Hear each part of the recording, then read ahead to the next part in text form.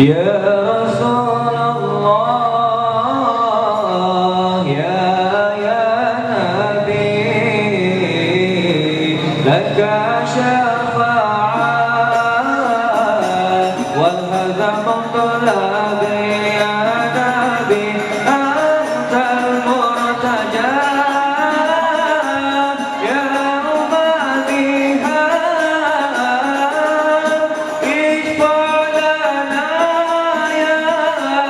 ya khairan lana isfalana la la la la ya habibana laka syafa'at ya Rasulullah ya Rasulullah ya Nabi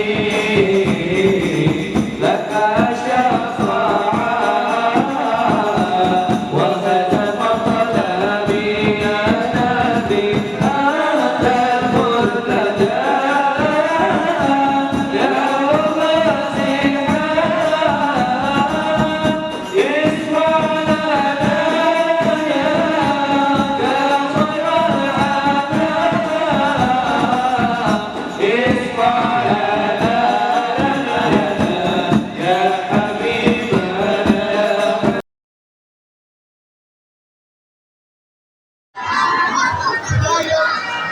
Bismillahirrahmanirrahim. Alhamdulillahilladzi an'amana bi ni'matil iman wal islam wa nusalli wa nusallim ala khairil anam wa ala alihi wa sahbihi ajma'in. Rabbi shrah li sadri wa yassir li amri wahlul 'uqdatam min lisani yafqahu qawli. Amma ba'du. Yang kami hormati Ketua Panitia Acara Peringatan Hari Besar Islam Isra wal Mi'raj Nabi besar Muhammad Sallallahu Alaihi Wasallam 1444 Hijriah Bapak Aryanda. Yang kami hormati Ketua DKM Musalla Nurul Iman, guru kita Al-Mukarram Al-Ustadz Barnas Affandi beserta staf dan jajarannya. Yang kami hormati Ketua Majelis Taklim Muslimat Nurul Iman Ibu Hajah Sunyati beserta pengurus. Yang kami hormati Ketua RW 05 Bapak Slamet Riyadi beserta staf dan jajarannya. Yang kami hormati Al-Mukarram Al-Ustadz Mujianto selaku guru di Mushola Nurul Iman. Yang kami hormati Al-Mukarram Al-Ustadz Uwais Al-Qarni LCMA. Insya Allah beliau sebagai penceramah di acara pada malam hari ini. Yang kami hormati Al-Mukarram Al-Ustadz Mukmin Nur Aziz SPDI. Yang kami hormati Al-Mukarram Al-Ustadz Aman Nur Rahman SPD. Yang kami hormati seluruh panitia acara pada malam ini. Yang kami hormati Ketua RT 010 Bapak Khalid beserta staf dan jajarannya. Yang kami hormati Ketua RT 11 Bapak Edi Zulfikar Lubis beserta staf dan jajarannya. Yang kami hormati Ketua RT 012 Bapak Haji Syafi'i beserta staf dan jajarannya. Dan yang paling kami hormati tokoh masyarakat, tokoh pemuda, para undangan serta seluruh jamaah yang sudah menyempatkan waktunya untuk hadir namun tidak bisa kami sebutkan namanya satu persatu, tetapi tidak mengurangi rasa hormat kami. Pertama-tama marilah kita panjatkan puji syukur kita kehadirat Allah Subhanahu wa Ta'ala yang senantiasa melimpahkan rahmat, taufik dan hidayahnya kepada kita semua, sehingga kita dapat berkumpul dan bermuaja'ah dalam acara yang penuh berkah ini untuk memperingati Isra wal Mi'raj Nabi besar Muhammad Sallallahu Alaihi Wasallam serta penutupan sementara atau tawafufan dalam rangka menyambut datangnya bulan suci Ramadan.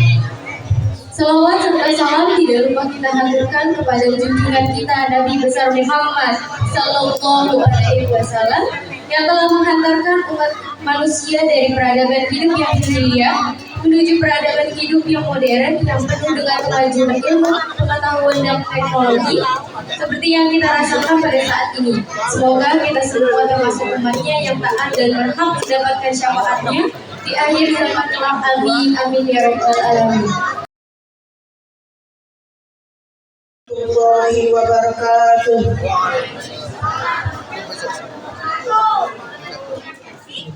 Allahumma salli wa sallim wa barik alaihi.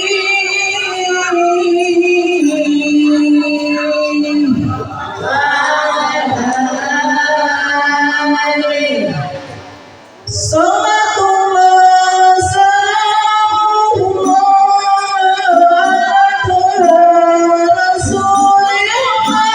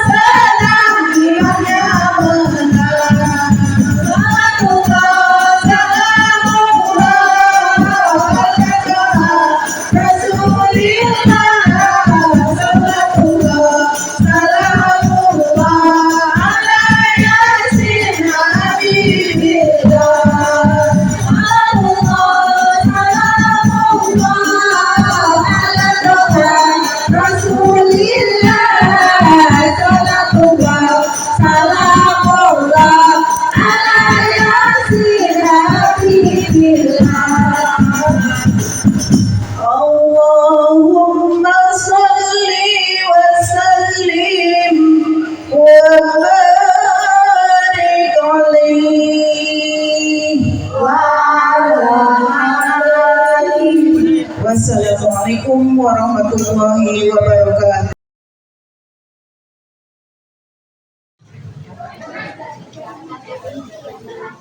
أعوذ بالله من الشيطان الرجيم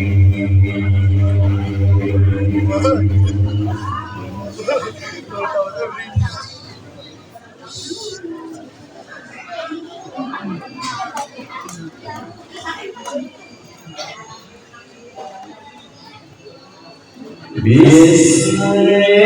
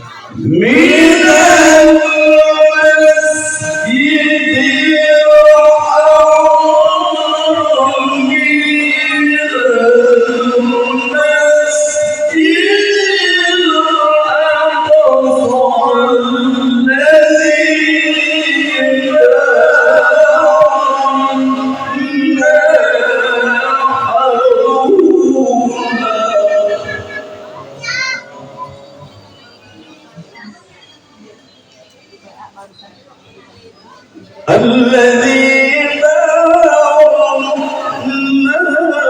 حوله لنريه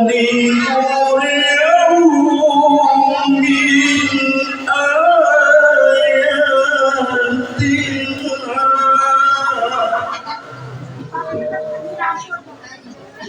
الذي باركنا حوله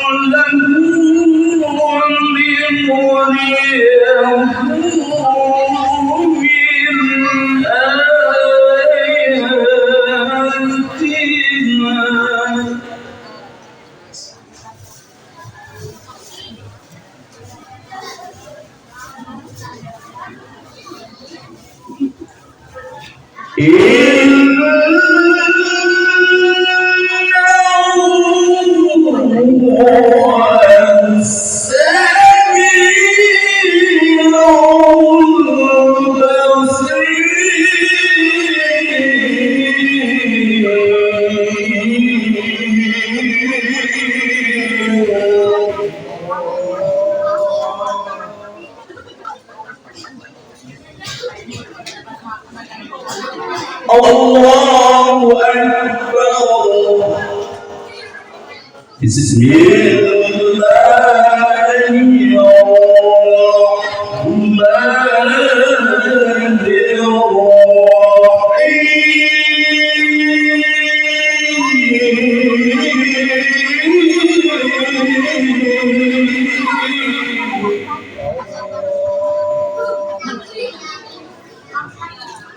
إذا الشمس كورت إذا الشمس كورت وإذا النجوم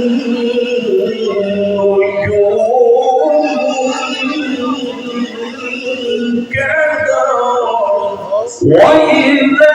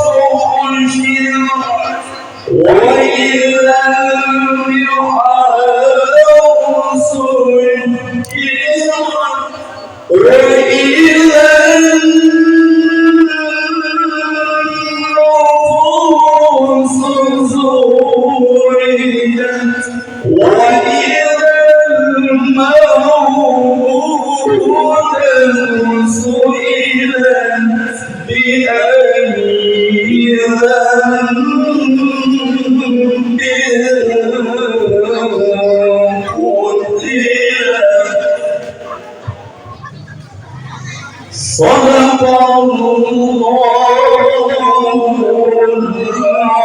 العظيم.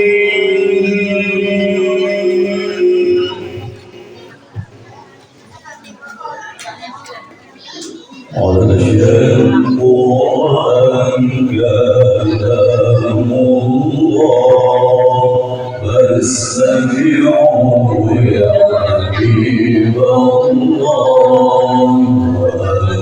وأنصتوا يا رحمن الله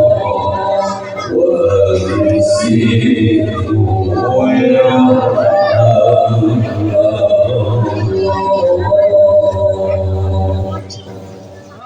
يا أيها المختار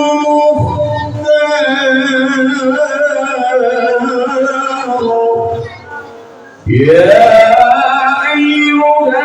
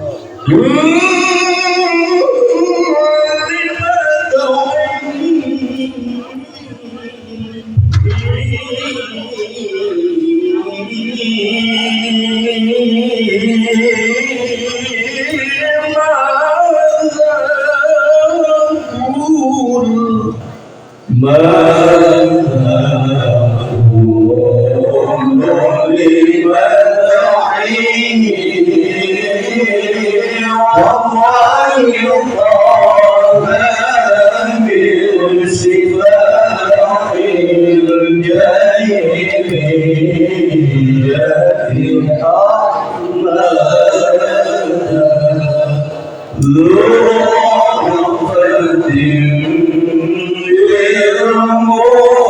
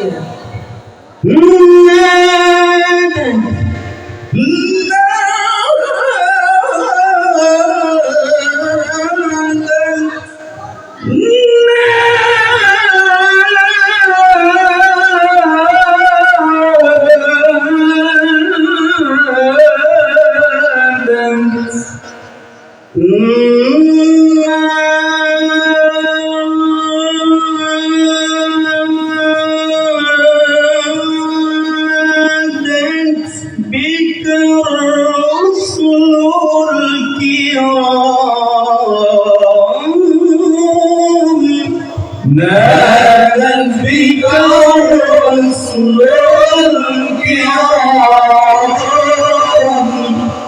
فبشرت وملائك الرحمن خلفك سجدا لا ينشف لك ناشرون أو كافر على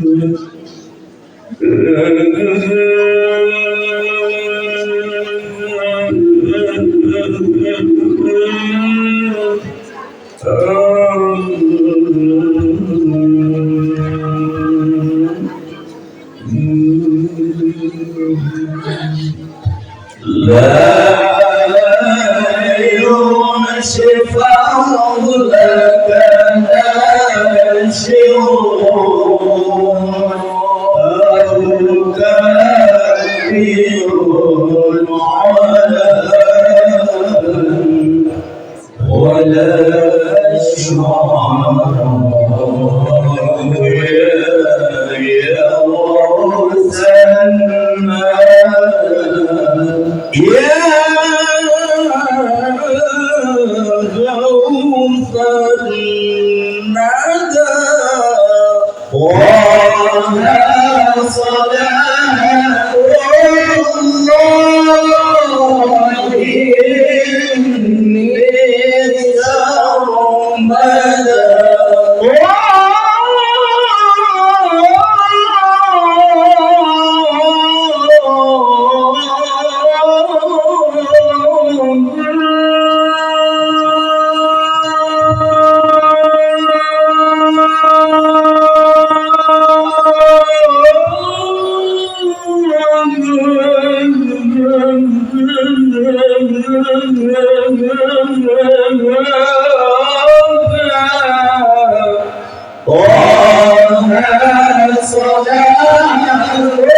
الله إني سرمدا ثم السلام عليك يا نجم الهدى يا نجم الهدى ثم السلام عليك يا نجم الهدى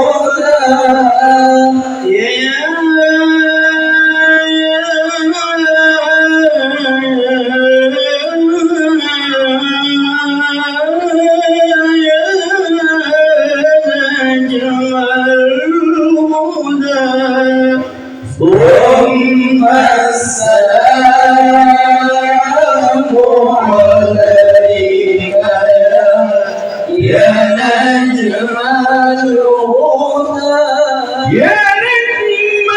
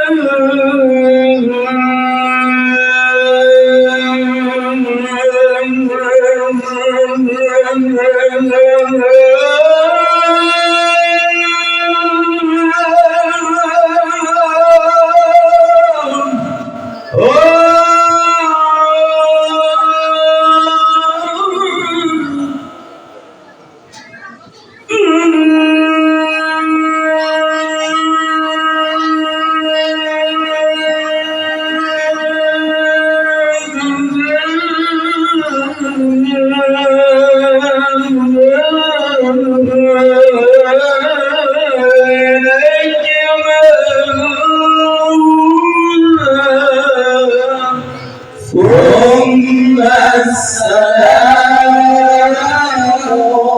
عليك يا نجم الهدى يا رب هب لي لدنك شفاعة واجعل كتابك حجة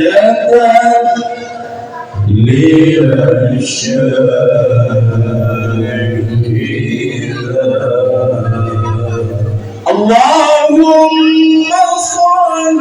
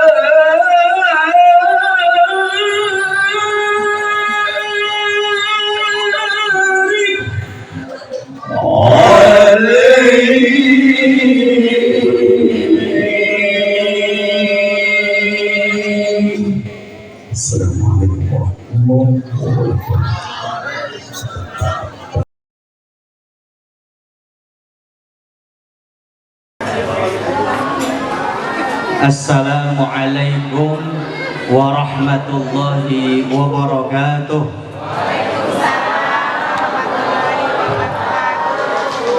Alhamdulillah, alhamdulillahilladzi arsala rasulahu bil huda wa dinil haqq liyudhhirahu 'ala ad-dini kullihi wa kafa billahi syahida. Asyhadu an la ilaha illallah wahdahu la syarika lah wa asyhadu anna sayyidana wa nabiyyana wa maulana Muhammadan abduhu wa rasuluhu la nabiyya ba'dah.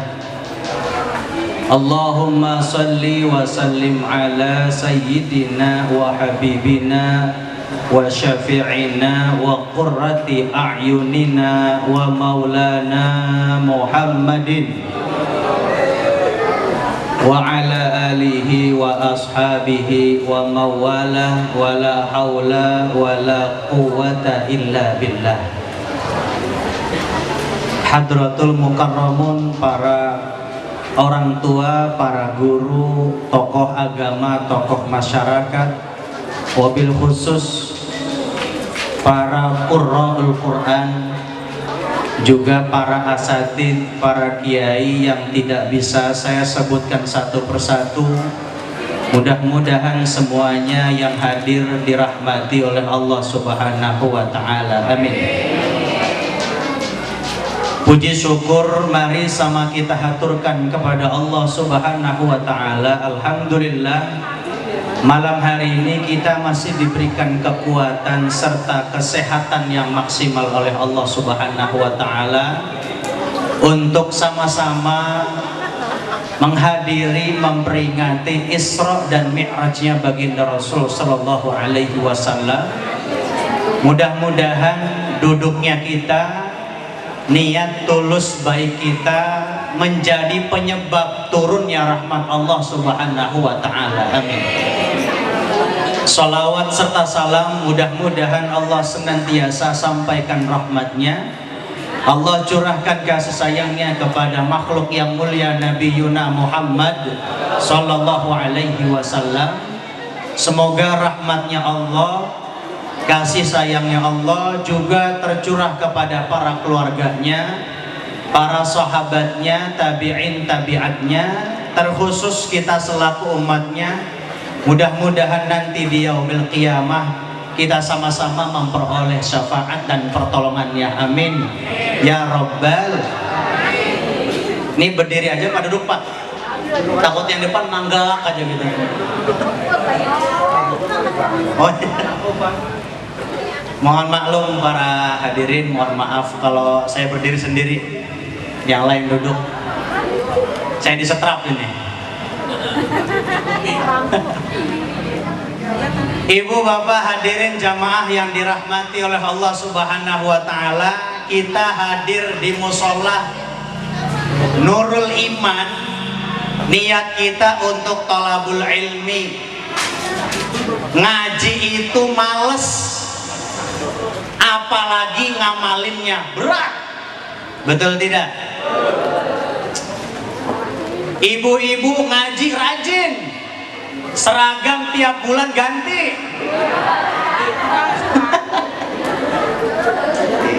Malam ini krem, nanti bulan depan mau Ramadan berwarna kuning. Betul. Ibu-ibu yang penting mah rame aja udah. Jadi kalau ditanya, Bu pulang pengajian? Iya. Apa materi kiai? Pokoknya rame. Jadi rada kerok Pak kalau ngaji pengajian ibu-ibu. Jadi kalau kiainya baca kitab, ibu-ibu malah matis jambu.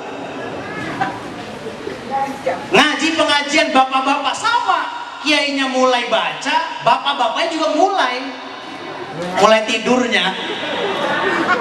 Jadi kita nih ngaji adalah tenaga sisa ngojek, sisa kurir, sisa masak, sisa dari pasar dipakai.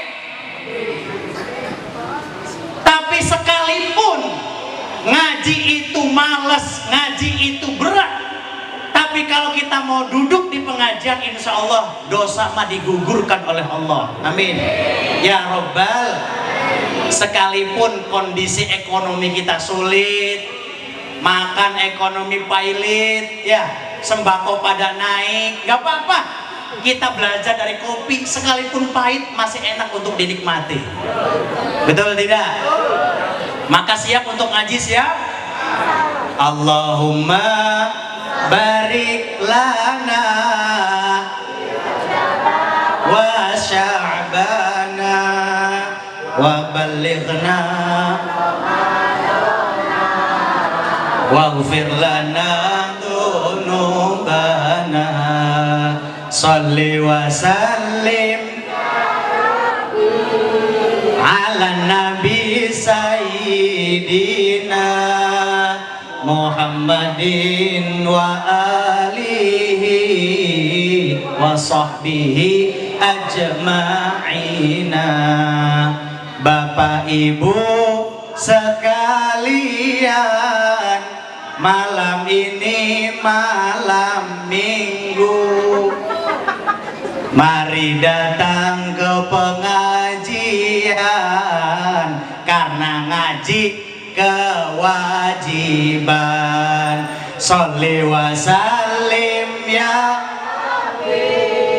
ala nabi sayyidina Muhammadin wa alihi wa sahbihi ajma'ina.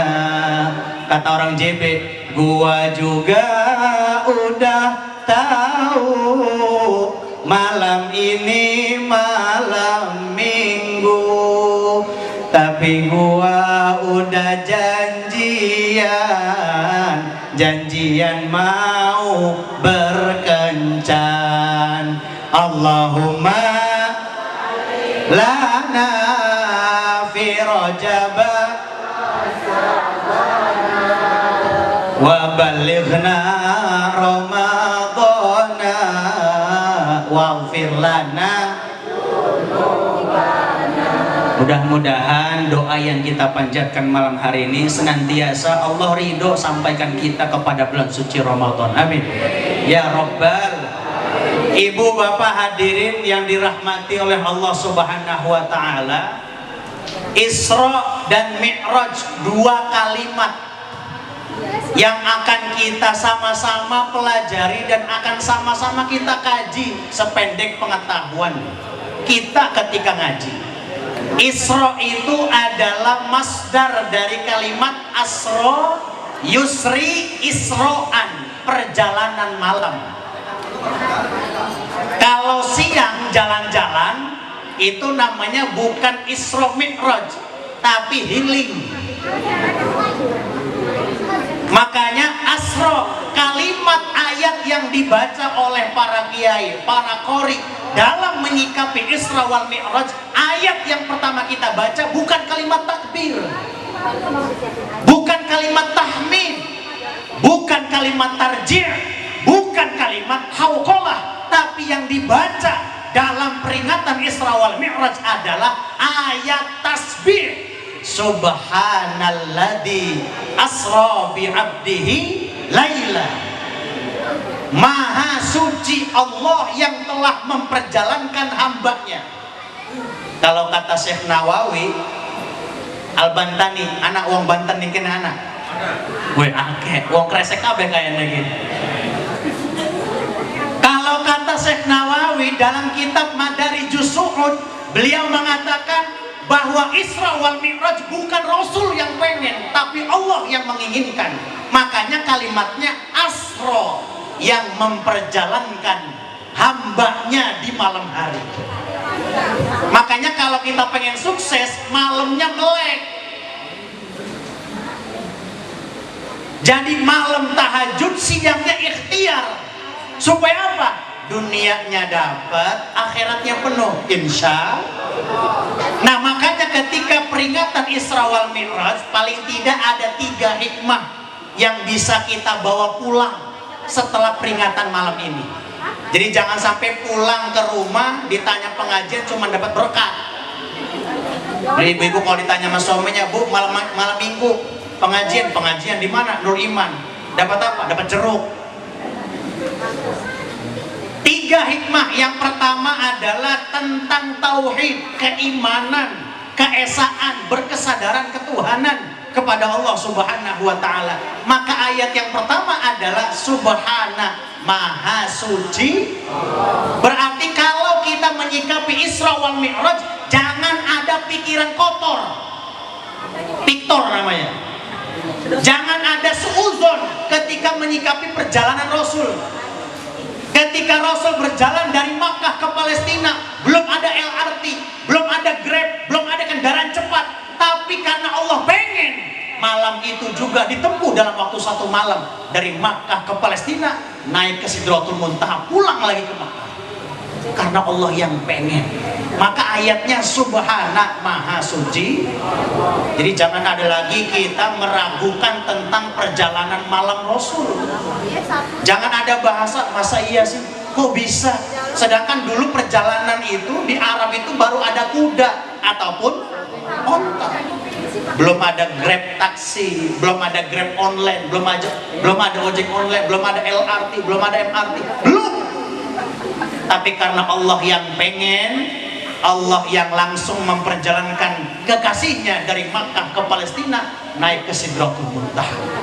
Maka malam ini kita membahas yang pertama, yaitu tentang tauhid, ibu bapak.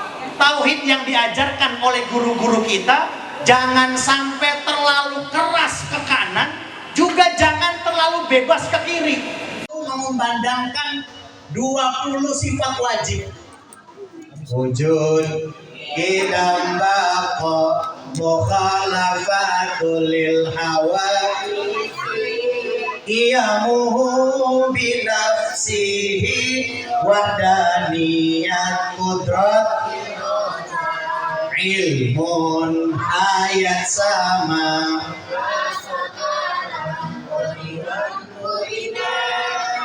aliman hayat sami'an basiran.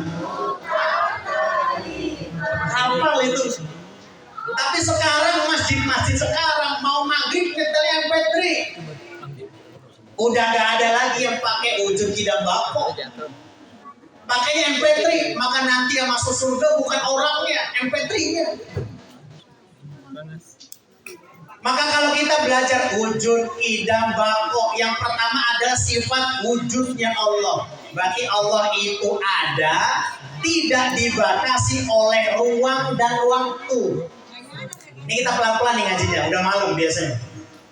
Allah itu ada, tidak bertempat, dan tidak dibatasi oleh waktu.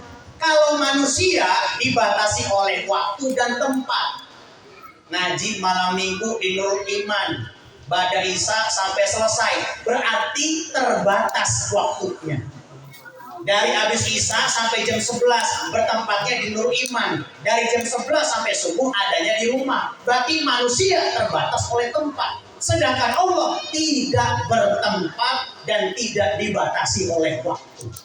Maka Allah itu ada jauh dari sebelum kalimat ada itu ada. Bu, Allah itu ada sebelum kalimat ada itu ada. Nih ngomong nih, banner ada. Ada kalimat itu, Allah itu jauh lebih ada. Sebelum kalimat ada itu ada. Yang diadakan oleh yang maha ada. Maka Allah itu jangan disamakan dengan makhluk. Laisa kamitslihi syai'un. Gak boleh kalau kita menyamakan Allah dengan makhluk. Allah ada tangannya, Allah ada matanya. Makanya kadang kalau lagi ceramah, lagi khotib, lagi menyampaikan sesuatu apapun, kalimat redaksinya dirubah. Jangan di mata Allah. Kita semua di mata Allah sama. Orang yang gak paham akidah, nanti dia akan ngebayang-bayang, kira-kira mata Allah sama gak dengan kita?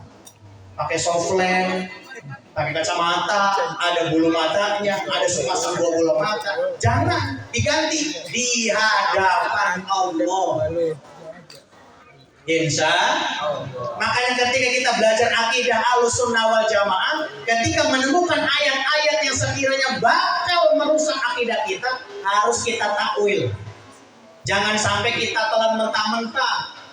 Dalam akidah atau dalam Al-Quran kita pernah baca tuh, waja'a rabbuka wal malaku soffan soffan. Kalau bapak ibu baca di terjemahan depan, itu artinya malaikat baris, Tuhan datang. Waja'a rabbuka wal malaku soffan soffan. Malaikat baris, Tuhan datang. Berarti kayak upacara bendera. Masa iya Allah jadi upacara bendera? Enggak. Maka yang dimaksud adalah malaikat ini adalah wakilnya Tuhan untuk memberikan syariatnya kepada hamba-hambanya. Maka harus ditakwil. Jadi ketika kita belajar akidah, jangan terlalu sepanang ke kanan, juga jangan terlalu lepas ke kiri. Maksudnya gimana? Jangan cuma belajar Quran dan hadis saja. Orang kalau belajar agama cuma kepada Quran dan hadis, nanti sesuatu yang tidak ada di Quran dan hadis dia bid'ah-bid'ahkan. Tahlil nggak ada di Quran hadis, dia bid'ahkan. Kenapa? Nabi nggak praktek. Ada di sini atau ada? Di sini ada kayak begitu? Mudah-mudahan nggak ada. Maulidan, Nabi nggak pernah praktekkan karena dia ngaji cuma kepada Quran dan hadis. Maka akhirnya dia bid'ahkan. Nah, maka ketika kita ngaji ada teksnya, ada Quran dan hadis sebelah kanan, kemudian ijma qiyas sebelah kiri. Ini untuk memadukan antara teks ayat Quran, ayat hadis, kemudian dipadukan dengan logika manusia. Contoh Pak, Nabi Muhammad di Arab di 1400 tahun yang lalu itu makannya, kalau di hadis itu makannya pakai 3 jari. Nabi makannya pakai 3 jari. Wajar dan pantas. Kenapa? Karena makannya gandum, kurma, keju. Kalau sampai saat ini kita berpatokan kepada hadis di mana kita makan bubur pakai 3 jari, kapan habisnya?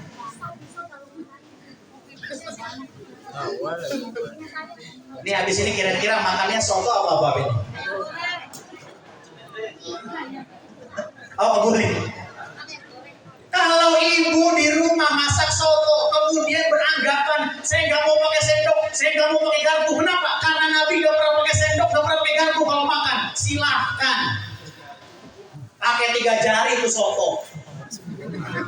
Panas itu.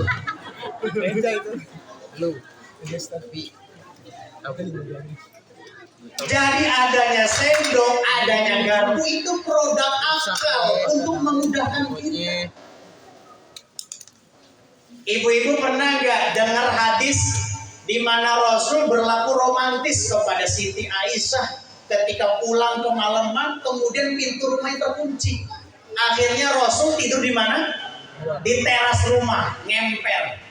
Sekarang kalau mau dipraktekkan sama bapak-bapak di Nur Iman, kira-kira masih sesuai atau tidak? Paling-paling kehujanan, masuk angin. Sekarang kan gampang, tukang duplikasi kunci banyak. Kalau rumah dikunci dari dalam, cabut kunci dari dalam. Kemudian bapaknya pulang, tinggal buka kunci. Gak perlu harus kayak Nabi tidur di depan teras rumah. Bukan berarti kita gak mau melakukan sunnah Rasul, bukan. Karena tidak lagi sesuai. Maka dengan menyesuaikan tadi, selagi tidak bertabrakan dengan syariat, maka hukumnya boleh. Rajaban boleh, karena di dalam rajaban ada apa? Baca Quran. Baca Quran pahala nggak? Pahala. Kemudian setelah ngaji diberkatin, yang ngeberkatin donatur. Itu donatur sedekah. Sedekah ada habisnya nggak? Ada. As-shodaqatu tadfa'ul bala. Jadi kalau belajar agama jangan lihat casing. Bapak-bapak ke warung itu ada namanya gudang garam. Emang isinya garam? Ayo, isinya kan rokok, bukan garam. Jadi kalau beragama jangan lihat casing, jangan tertipu casing. Wes Al-Qarni pakai koko putih, putihnya doang bajunya, hatinya hitam. Kita siapa yang tahu? Ini dapur masing-masing. Maka ketika beragama jangan menjudge orang, jangan menilai orang dari casing. Kita nggak pernah tahu isi orang itu seperti apa. Maka harus ada husnudzon di dalamnya. Apalagi yang sekiranya pernah yang tidak dilakukan oleh Nabi, kita lakukan sekarang. Pak, pernah beli motor baru? Itu motor baru biasanya kalau belum turun plat nomor itu disawer. Masih ada di sini. Itu kalau disawer intinya apa?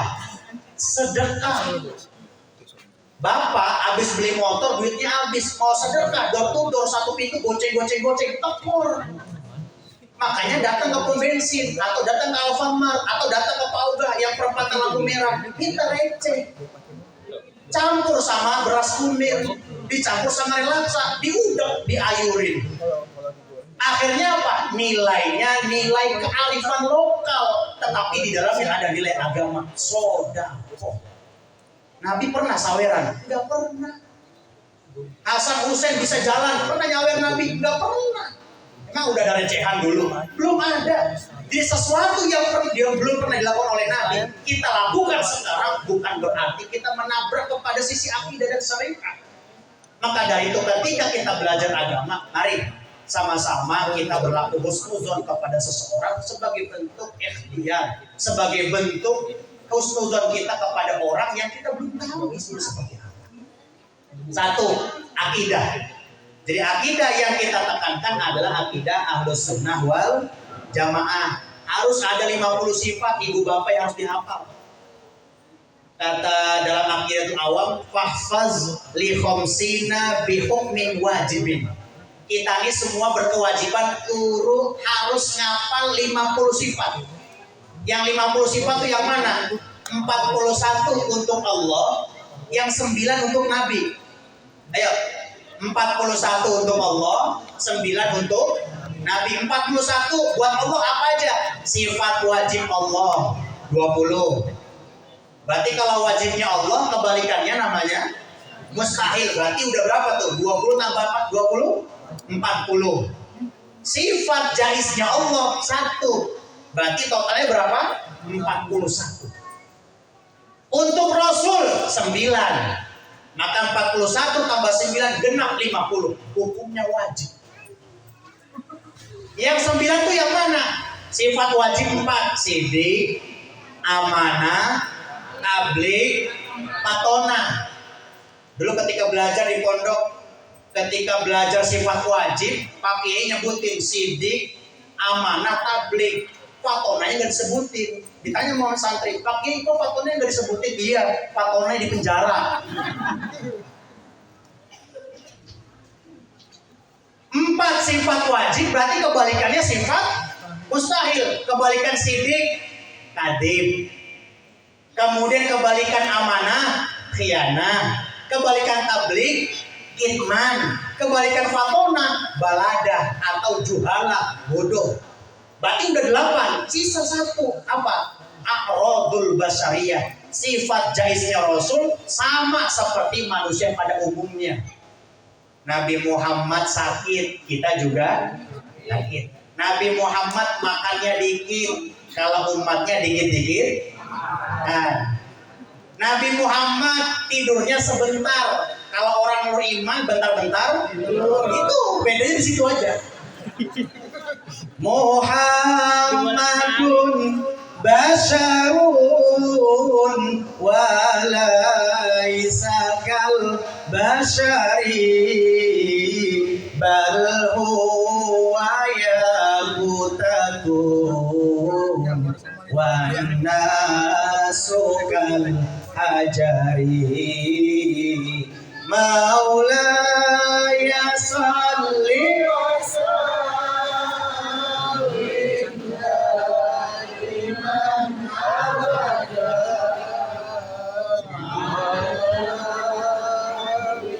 bika khairil khalqi kulli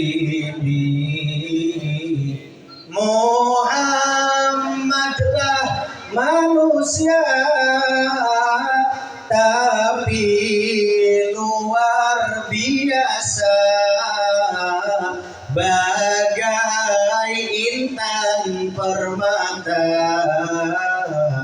kita mah batu bata. Ya Rabbi bil Mustafa balligh maqasidana waghfir lana ma madha ya wasi'al karami. Satu, hikmah yang pertama Isra wal Mi'raj adalah tauhid, mengesahkan Allah tanpa ada keraguan. Yang kedua, hikmah Isra wal Mi'raj adalah dari sisi syariah, yaitu sholat. Isra wal Mi'raj adalah momentum di mana ibadah sholat itu diwajibkan.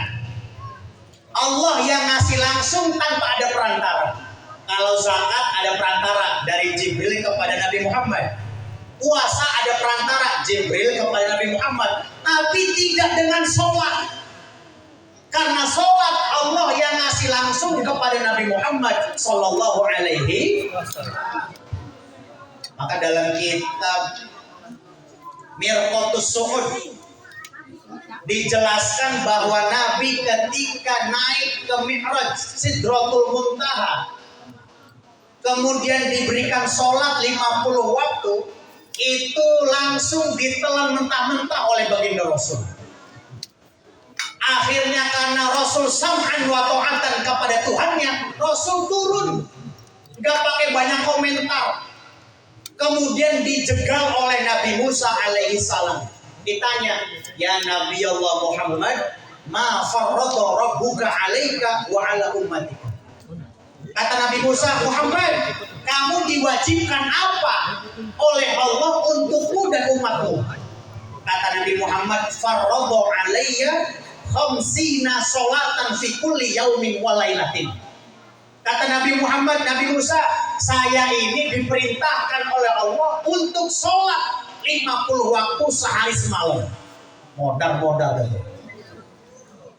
Sekarang Pak, kalau bukan barokahnya sayangnya Nabi kepada kita, itu 50 sholat 5 waktu, 50 sholat waktu sehari semalam. Mau kapan kita kerjanya itu?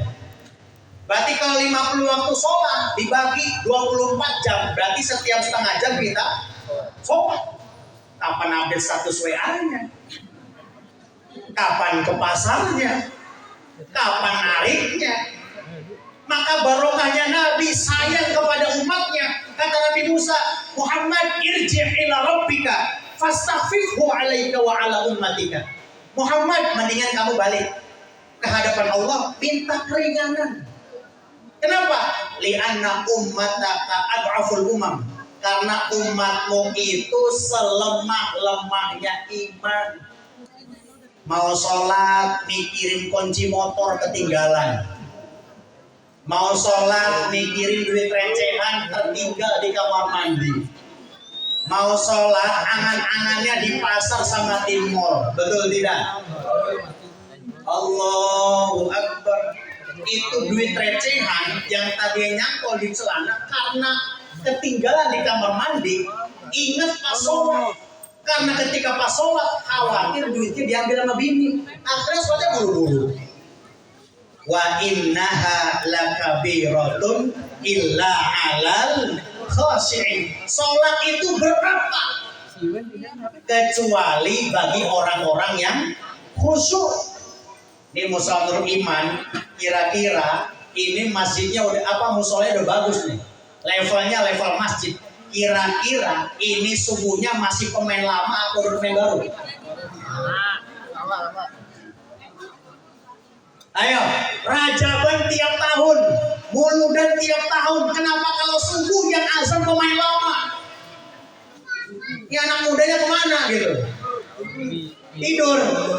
Yang lebih parah kalau sholat subuh berbenturan sama bola. Iya Pak.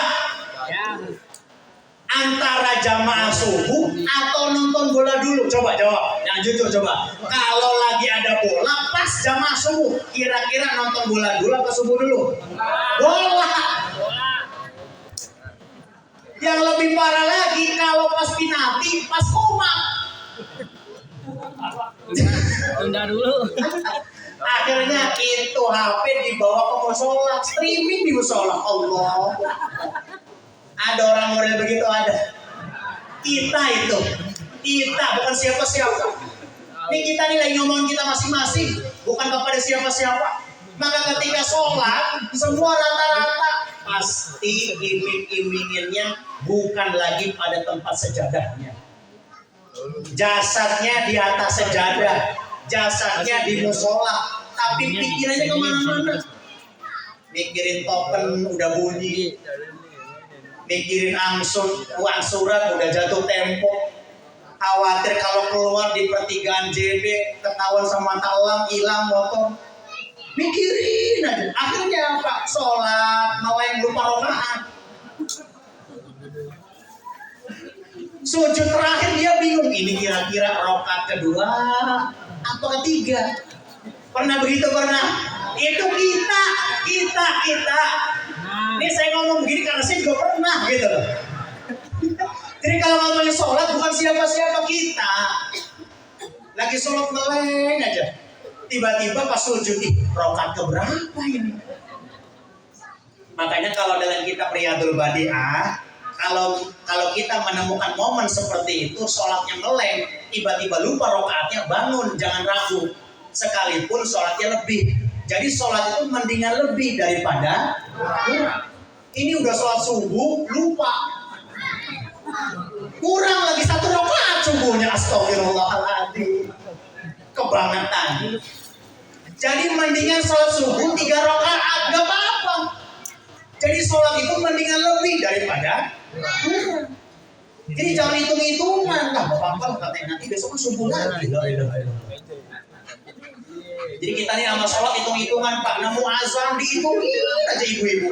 Ih, gak kerasa udah dohor aja.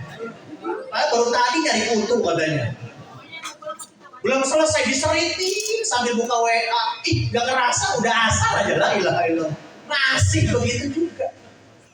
Nah ini apa? Waktu terus bergulir tapi kita masih terus lalai. Itu artinya apa? Kita selalu apa? Lalai kepada kewajiban. Tapi kalau yang sunnah dikejar-kejar. Contoh, Idul Fitri, orang yang gak pernah sholat ikut sholat.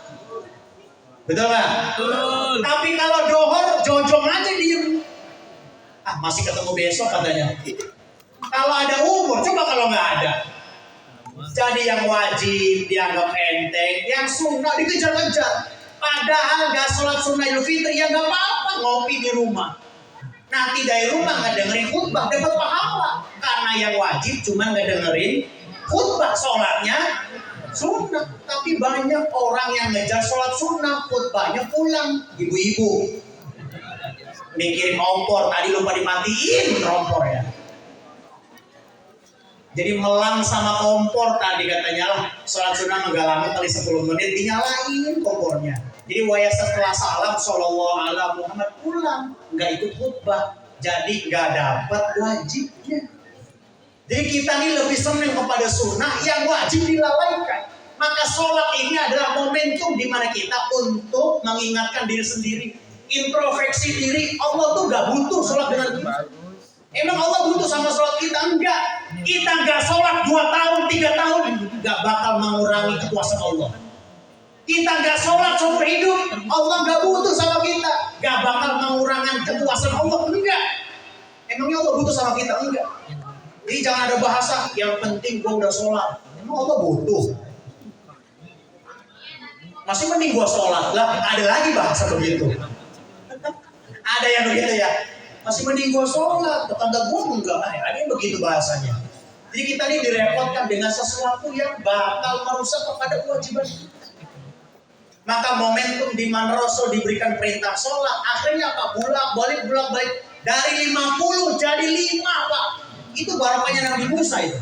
Kata Nabi Musa, Muhammad kembali kepada Tuhanmu, minta keringanan. Kenapa Musa? Wong umat saya aja diberi ibadah 1 hari seminggu gak ada sembahyang. Ayo, ibadahnya Yahudi hari apa? Hari Sabtu gak ada sembahyang gitu.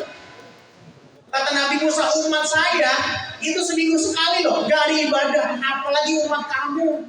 Nanti fisiknya kurang, makin kecil, makin banyak angan-angan. 5 kali sehari semalam pun gak bakal kekejar. Apa kata Nabi? Qadis sahyaitu rabbi. Udahlah Musa, saya udah malu bolak-balik di hadapan Allah. Pokoknya yang 5 waktu ini, kalau ada umatku yang menjaga 5 waktu, maka jaminannya syafaatku. Maka di antara umatku yang melalaikan 5 waktu, maka terbebas dan terhindar dari syafaatku. Na'udzubillah min as-salatu hiya imaduddin. Maka sholat itu adalah tiang agama. Sholat itu adalah nanti awwalu ma yuhasabu minal abdi yaumil qiyamah as-sholat. Pertama kali yang dihisab bukan harta bapak. Pertama kali yang dihisab bukan kesuksesan bapak. Pertama kali dihisab bukan kesuksesan ibu-ibu. Tetapi yang pertama kali dihisab adalah sholat kita. Maka pulang rajaban malam ini, besok yang belum subuh, bangun subuh sekalipun kesiangan, gak apa-apa. Niatnya podoan lillahi, bukan berarti kesiangan kemudian gak sholat. Katanya gak boleh sholat kalau udah ada matahari. Boleh. Podoan lillahi ta'ala, sekalipun subuhnya jam 9:30, gak apa-apa. Jadi ada bapak-bapak ketahuan sholat subuh di kamar sama ibunya, sama istrinya. Kata ibunya, tumben sholat duha. Diperhatiin kok duha ada kulutnya. Katanya suruh kesiangan. Alhamdulillah masih demen sama sholat. Jangan sampai dengan sholat tadi kita malah mendurhakai kepada diri kita yang sudah ikrar kepada Allah bahwa nanti kita akan bersyahadat dalam sholat kita. Maka jangan sampai kita meremehkan kepada sholat kita. Jangan sampai kita melalaikan kepada ibadah sholat kita. Sekalipun kita baca Fatihahnya masih rusak, rukunya kita belum benar, sujudnya masih acak-acakan, sholat mah jalan aja.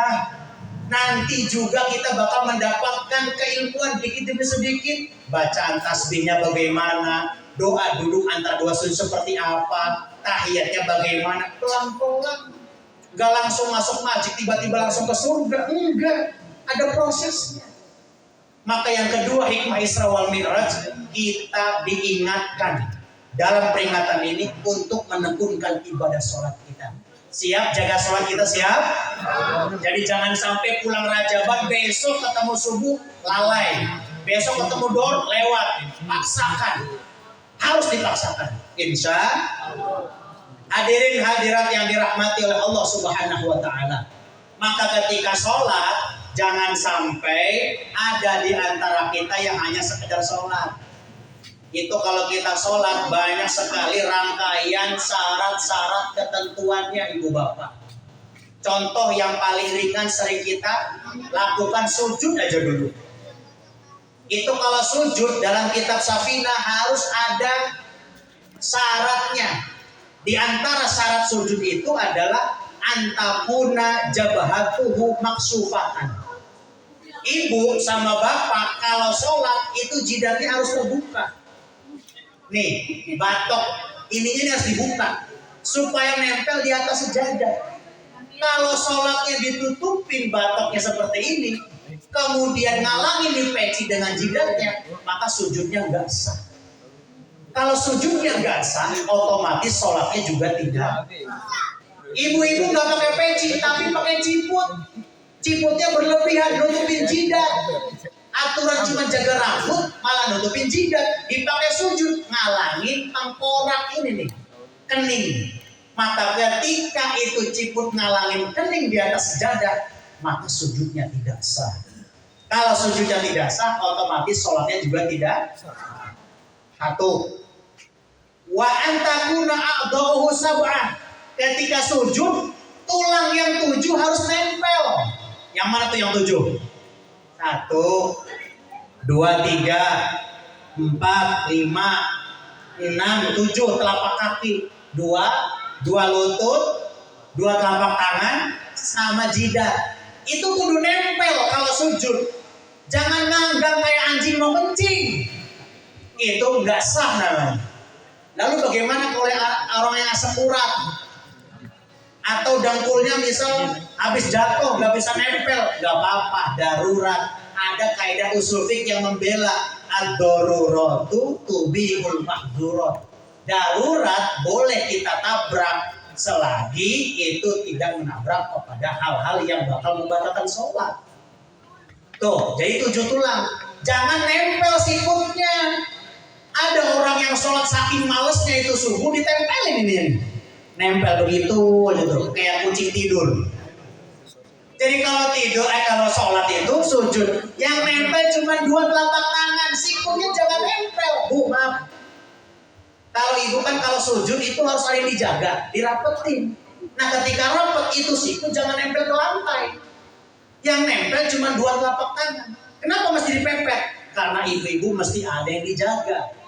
Kalau bapak-bapak jangan dipepet, kasihan lato-latonya. Awalnya enggak langsung. Lato-lato nggak ada talinya itu.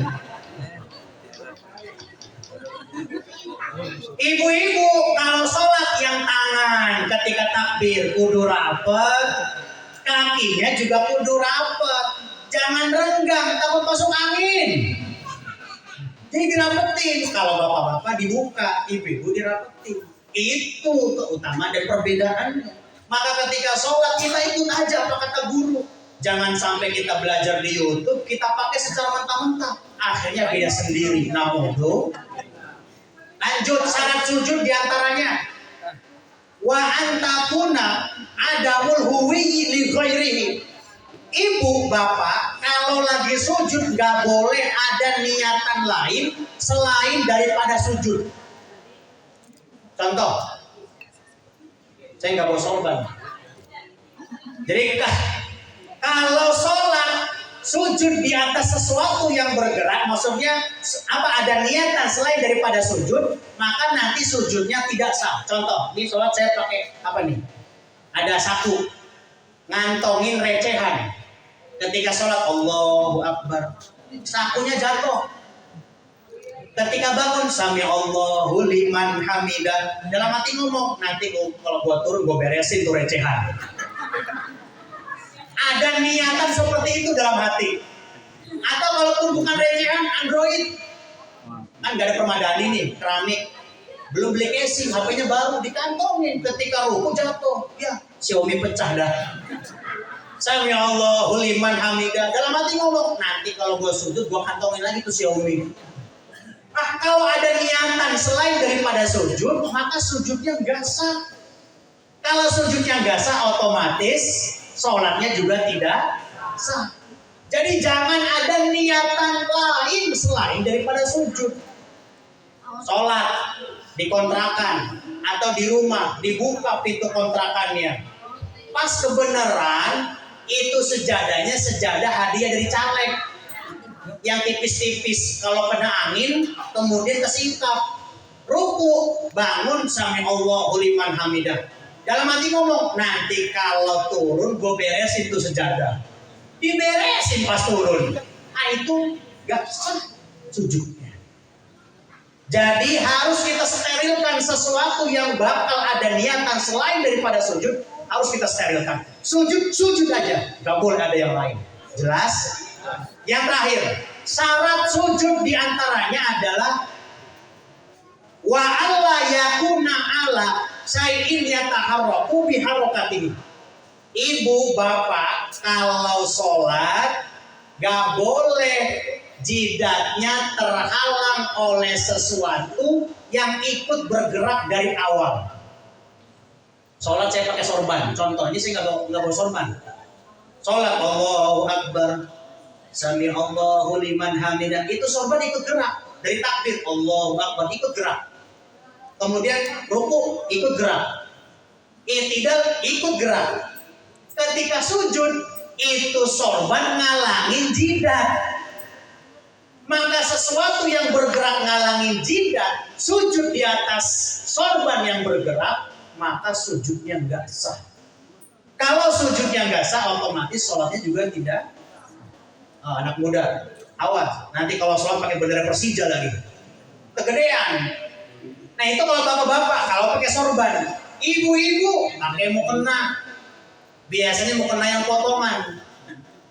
Ini mohon maaf Bu, bahan apa tuh yang biasa kalau melayang itu malah turun? Bahan parasit.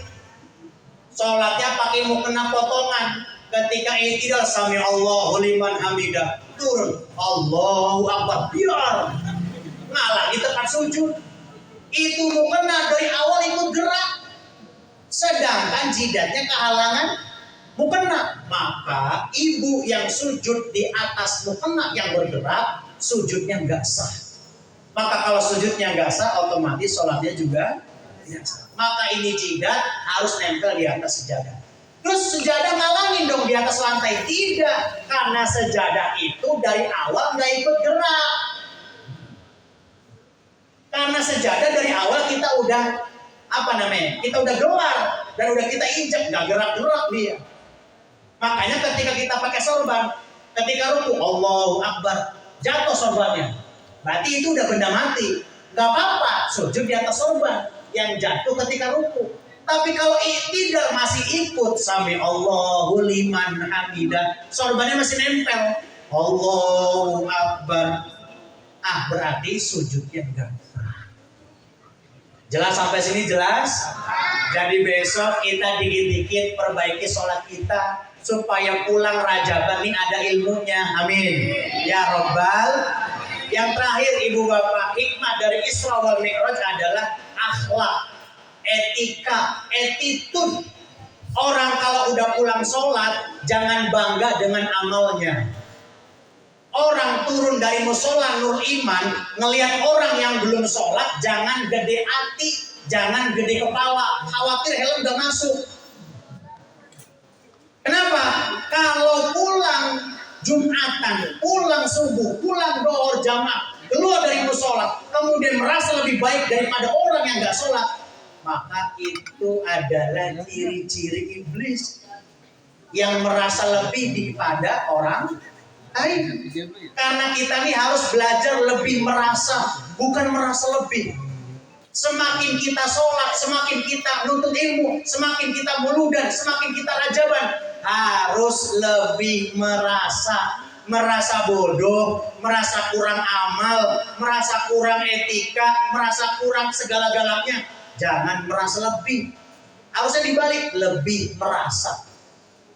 Kalau orang pulang ngaji, kemudian melihat orang yang gak ngaji, bawahnya dongkol gara-gara orang gak ngaji itu gak ikut ngaji, akhirnya apa? Kita juga gagal ngajinya karena merasa lebih. Maka dari itu kacamata yang harus kita kedepankan adalah husnuzon. Tato ya tato, bukan berarti ukuran itu orang preman. Jubah ya jubah, bukan berarti ukuran keimanan seseorang. Banyak orang yang pakai jubah mulutnya mulut comberan. Banyak yang udang-udungnya segede ban bajai, tapi ketika menyampaikan materi mengkerdilkan orang, mencaci maki orang. Maka casing jangan dipakai, isinya yang harus kita ambil. Betul? Jadi kalau besok-besok melihat orang pakai levis, kemudian begajulan, itu bisa jadi dia sedang menyamar. Malamnya banyak istighfar, siangnya dia orang edan. Dibanding kita kemana-mana pakai peci, malamnya dugem. Itu kan kebalik. Mendingan mantan bajingan daripada mantan ajengan. Kalau mantan bajingan, dia ketemu ibadah, takut kepada Allah, malamnya bertahajud, bermunajat kepada Allah. Tapi kalau mantan ajengan, dia udah kenyang sholatnya, udah kenyang ngajinya, yang belum dia dapatkan apa? Surga dunia. Akhirnya apa? Yumpet-yumpet untuk mendapatkan surga dunia. Maka dari itu dalam menyikapi keberagaman, jangan lihat casing. Kita kedepankan husnuzon, kita kedepankan prasangka baik. Jangan sampai kita ngaji, semakin ngaji malah semakin menyinggung orang. Semakin ngaji malah semakin orang jauh dari musola. Semakin ngaji semakin orang tidak mengenal masjid. Na'udhu. Ini di kampung saya Pak, entah di sini nggak ada mungkin. Orang baru mau ikut ngaji, orang baru banget ngaji, nggak tahu kalau hari itu di majelis taklim ada berkah, nggak tahu. Oh, nggak pernah ikut ngaji, tiba-tiba datang ke majelis, duduk, itu kan, tumben lo ngaji, ada berkah. Jadi orang baru mau nemu agama, baru insaf, dipatahin sama orang yang merasa paling beragama.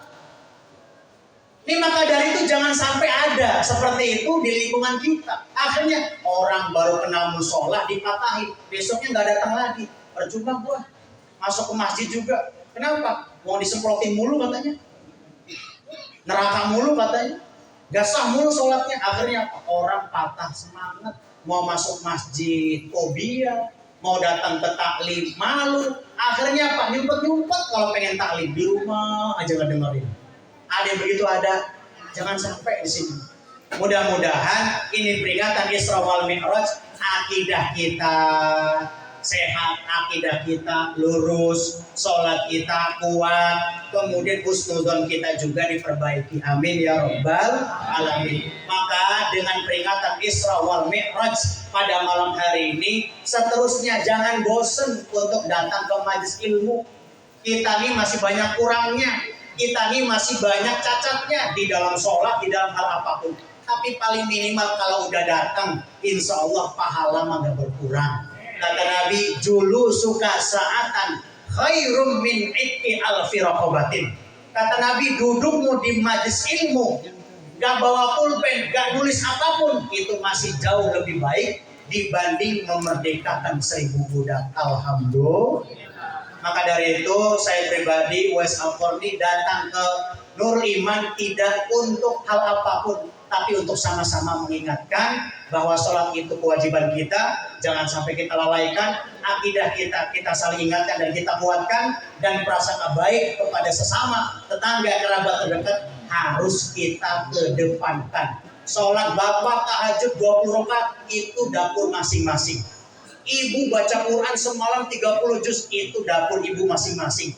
Tapi kalau selesai ngaji ibu banyak caci maki, selesai sholat ibu atau bapak nyinggung perasaan tetangga, maka gugur apa yang telah kita lakukan. Naudzubillah min dzalik. Itu saja hadirin yang bisa saya ketengahkan. Mudah-mudahan ada manfaatnya. Wallahu muwaffiq ila aqwamit thoriq. Wassalamualaikum warahmatullahi wabarakatuh.